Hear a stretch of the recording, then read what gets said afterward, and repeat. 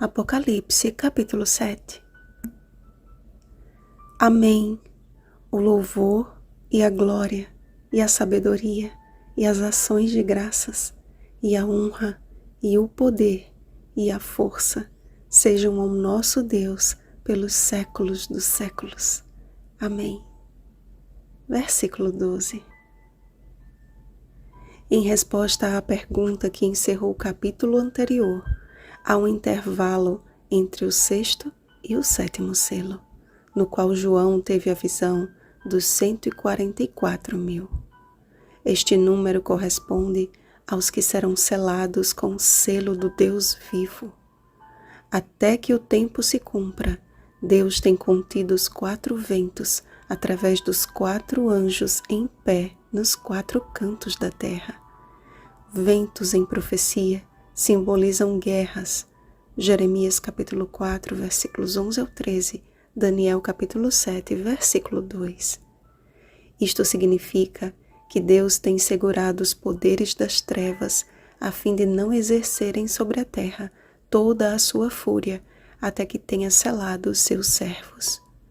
A longanimidade de Deus se estende, não querendo que nenhum pereça, senão que todos cheguem ao arrependimento. 2 Pedro capítulo 3, versículo 9. Há 2 importantes símbolos neste capítulo, cujo significado precisamos conhecer. Primeiro, o selo do Deus vivo. O selo ou sinal era usado para identificar o governante, o seu cargo e o seu território ou jurisdição. Na lei de Deus, encontramos um mandamento que contém estes 3 elementos. Lembra-te do dia de sábado para o santificar. 6 dias trabalharás e farás toda a tua obra, mas o 7º dia é o sábado do Senhor teu Deus, nome do governante. Porque em 6 dias fez o Senhor, seu cargo como Criador, os céus e a terra, o mar e tudo que neles há, o seu território. Êxodo capítulo 20, versículos 8 ao 11. O sábado, portanto, é um sinal entre Deus e o homem. Ezequiel capítulo 20, versículos 12 e 20. E a fidelidade a este mandamento e aos demais, Tiago capítulo 2, versículos 10 ao 12, será uma das características do remanescente dos últimos dias. Apocalipse capítulo 12, versículo 17. Segundo símbolo, os 144.000 de todas as tribos de Israel. Sobre este símbolo, muitos têm interpretado como sendo um número literal.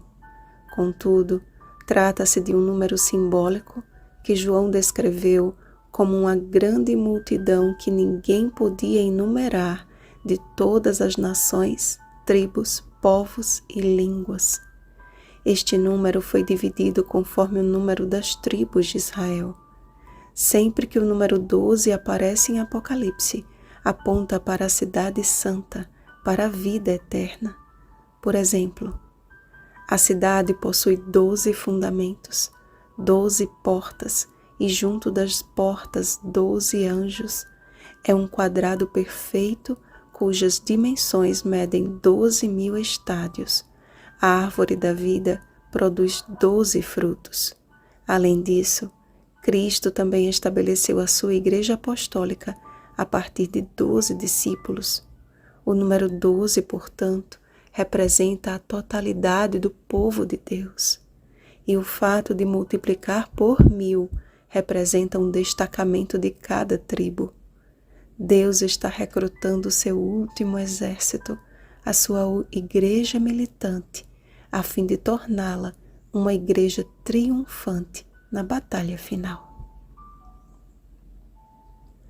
O profeta Ezequiel também teve uma visão de um anjo que selava na fronte os fiéis servos de Deus. Ezequiel capítulo 9, versículo 4. O selamento representa uma proteção em tempo de juízo. Quando chegar o tempo de angústia qual nunca houve, o povo de Deus será salvo, todo aquele que for achado inscrito no livro. Daniel capítulo 12, versículo 1. Apesar de não se tratar de um sinal visível, quando estudarmos o capítulo 13, veremos que haverá uma clara distinção entre os selados de Deus e os que receberão a marca da besta.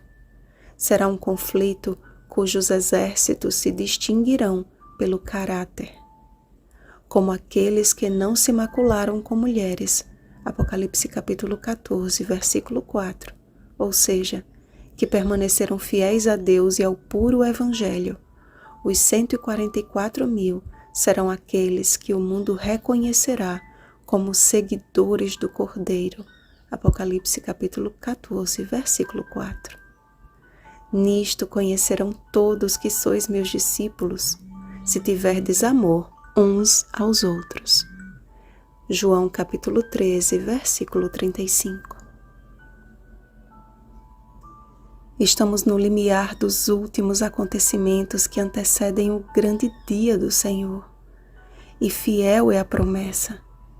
E Deus lhes enxugará dos olhos toda lágrima. Precisamos tomar a decisão que definirá o nosso destino eterno. E o nosso tempo de decidir se chama hoje. Hoje, se ouvirdes a sua voz, não endureçais o vosso coração. Hebreus capítulo 3, versículo 15. Agora é o tempo de lavarmos as nossas vestiduras e as alvejarmos no sangue do Cordeiro, para muito em breve estarmos em pé diante do Cordeiro, vestidos de vestiduras brancas, com palmas nas mãos, louvando o seu santo nome. Só Jesus pode realizar essa obra, mas somente você e eu podemos aceitá-la. Jesus te chama. Qual será a tua decisão? À pergunta do capítulo anterior, porque chegou o grande dia da ira deles, e quem é que pode suster-se? Apocalipse capítulo 6, versículo 17. Encontramos a resposta nas palavras do salmista. O que é limpo de mãos e puro de coração, que não entrega a sua alma à falsidade, nem jura dolosamente. Este obterá do Senhor a bênção e a justiça do Deus da sua salvação. Salmo 24, versículos 4 ao 5. Olhemos mais e mais a Jesus, para que sejamos encontrados por Ele com a inscrição de seu caráter em nossa vida. Vigiemos e oremos. Bom dia, lavados e alvejados no sangue do Cordeiro. Oremos pelo batismo do Espírito Santo. Oremos uns pelos outros. Rosana Garcia Barros.